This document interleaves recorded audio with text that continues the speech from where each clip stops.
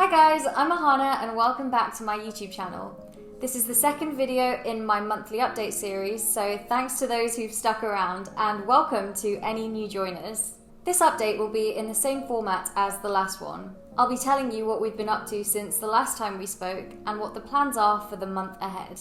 The plans for this month were to start the beta testing, implementing the beta feedback back into the app, and start developing our marketing strategy.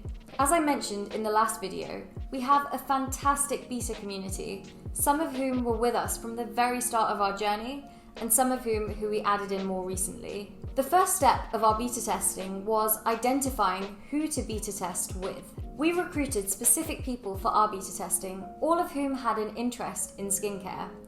That said, they were from a range of demographics, and this was intentional. The four key identifying factors that we looked at were age, location, gender, and severity of skin concern.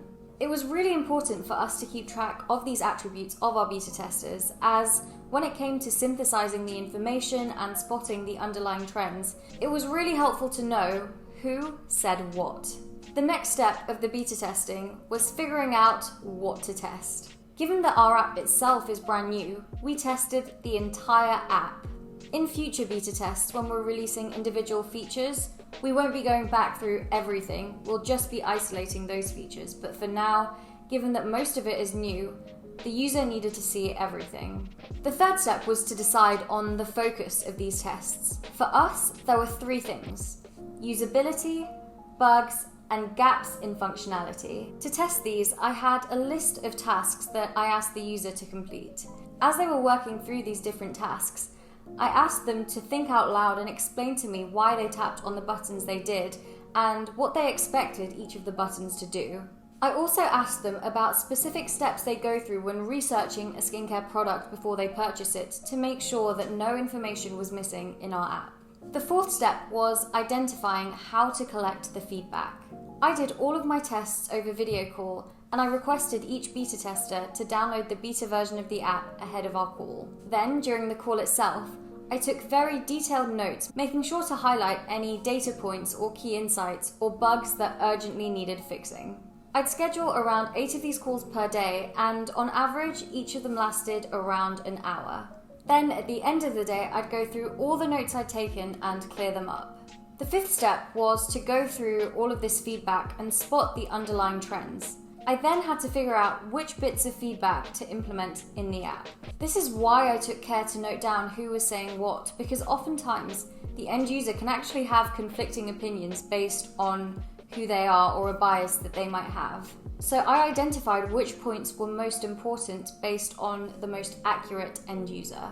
The sixth and final step of this process was to communicate these findings with Ben and note these down as issues on the GitHub.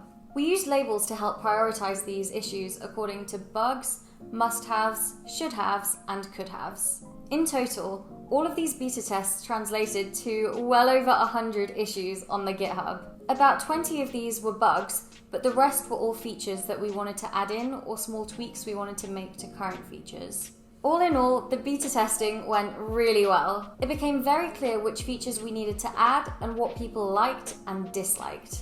In the last update, I mentioned how it would be interesting to see how the feedback from the old beta testers differed from the feedback from the new beta testers, and as expected, this was indeed quite interesting. There were some features that we'd shown to the first group of beta testers and had purposely omitted them from this version as we weren't really sure if people actually wanted them. But it was really nice to see some of the old beta testers explicitly bring it up, saying that they missed those features, and to watch the new beta testers get excited about that same feature. So in cases like that, it was really clear to us to bring it back and make it part of our first public version. Although there was a lot of work to be done on the tech side, and some features particularly challenging to implement, we're getting better and faster at the code. We've been using GitHub extensively for our project management, and it's worked well for us, but I'm conscious that there's a lot of other project management tools out there like Jira and Trello, so please comment down below if you've got any recommendations, as we're keen to try out new things on the tech side as well.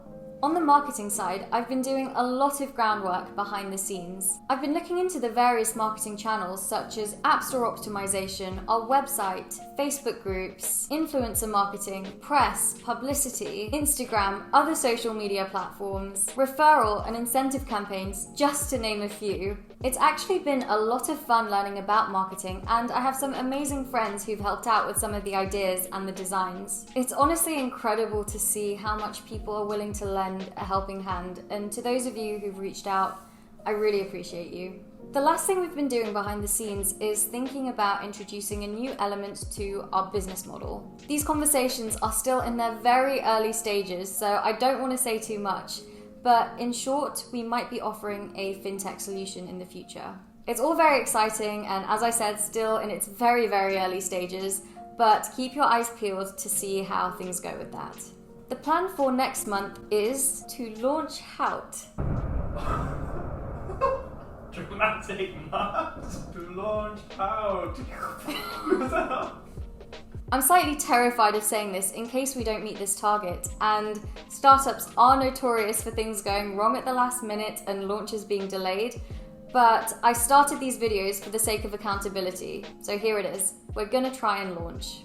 We've had a lot of positive feedback on the app from our beta testers, and I'm really excited to see the public response. But at the same time, it is a little nerve-wracking. Even though we have a deep problem of the understanding, even though we have a deep understanding of the problem we're solving, have rigorously tested the app and made detailed plans, it's always a little nerve-wracking putting your product, and by extension, your hard work, out in the open and seeing how people respond. In any case, there's little point in worrying about factors beyond our control. All we can do is be diligent in our work hard, and plan well. There has been a lot of work to do this past month, and lots of very, very late nights. It's been really energizing to see things moving forward and actually putting our product in front of end users, but at the same time, this is a bit daunting, especially for me on the marketing side. My last video was about mistakes, and I've already made quite a few on the marketing side in the last month. For example, I spent hours scouting out the emails and contact details of influencers, sent them messages, only to realize that my approach was completely wrong and there was no chance I was going to get a response from what I was sending. Just like our app, the point of these videos isn't just to share the highlights. It's to share with you day in, day out what we've been doing and have you follow along on our journey, both the ups and the downs. So, on that note, thanks for tuning in to my second monthly update. If you want to find out whether we actually launch on time next month, please subscribe to my channel. In the meantime, I better get back to work. Thanks for watching, and I'll see you in the next one.